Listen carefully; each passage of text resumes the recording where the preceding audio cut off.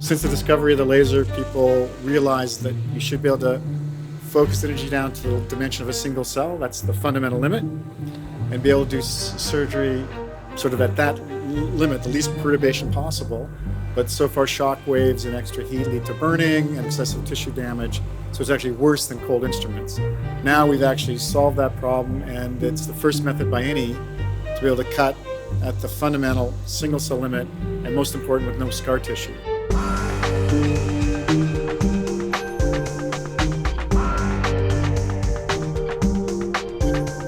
We are using mainly two different settings to do our medical application experiments. One is the free beam setting, where we scan the laser on the sample, and the other one is the fiber applicator, where we just take the bare fiber at the moment and then put it to the sample close to contact mode.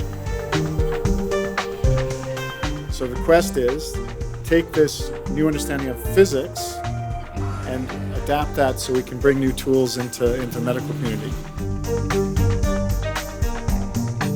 Up to now, we're operating on the vocal folds with an instrument like this, but still there's always some biological shivering, even if we try to do the most delicate operations.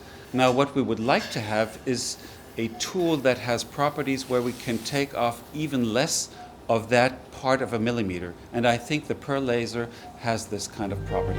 Now we're talking about an intrusion that's only about the cross-section of a hair.